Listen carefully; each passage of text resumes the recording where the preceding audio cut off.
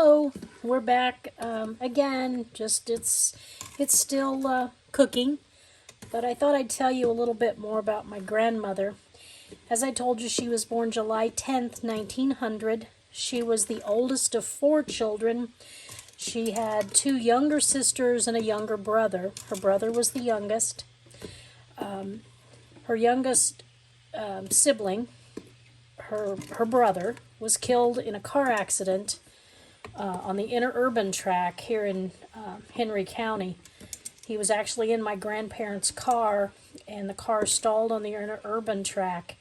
My grandmother got out of the car, and her brother Nolan froze at the wheel, and my grandmother watched him get hit by the interurban and was killed. It was a horrible thing that happened when my grandmother would have been, Nolan was 17, so my grandmother was probably mid-20s at that time. And my mother had not been born yet, but my grandmother never got over that. Anytime you would go over a railroad crossing, she would want you to be very, very careful. And heaven forbid if the car had ever stalled. It never did. But she was very nervous about railroad crossings. So that's some of the tragedy in my grandmother's life. Her two younger sisters, the three of them were a force to be reckoned with, loved each and every one of them in their own equal way. My grandmother, again, was the oldest. The next oldest sister was Mary Irene.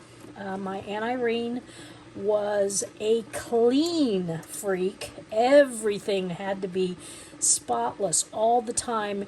It was always kind of a running joke that if you dropped a cigarette ash in an ashtray at Aunt Irene's house, before you could ever drop another ash into that ashtray, she had emptied the first one.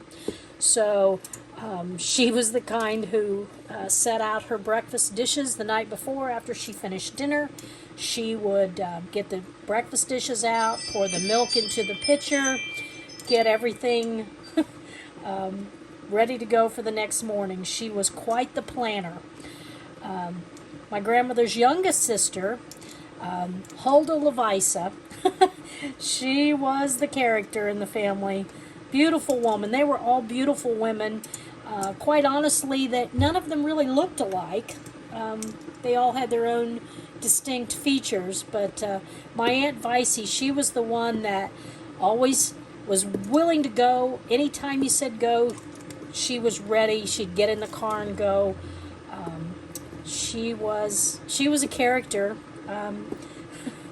She had quite a few sayings, just like my grandmother did, but she worked very hard in her life. She had worked in a factory. My Aunt Irene had worked in the courthouse here in Henry County. My grandmother was quite the entrepreneur. She, at one time, worked for Livesey Sheet Metal in Newcastle, Indiana. She would go out and measure for furnaces and the ductwork, roofs. She could measure for roofs. She was quite the woman. She even drove the delivery truck for Livesey Sheet Metal. Then at one time she was a bookkeeper for Mayor Buick here in town. Then she worked for McLean's Greenhouse, where she was a bookkeeper and pretty much a jack of all trades. She was very, very talented.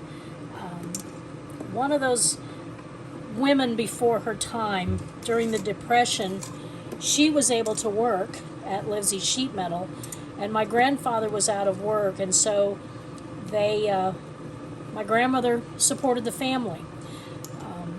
She was something. She might have been 5'2", so taller than I am, but very thin, very slim. She was a force to be reckoned with, and if she told you to do something, you did it. You just did it. She was never mean about it, but if she asked you to do something, she expected you to do it. It was no argument.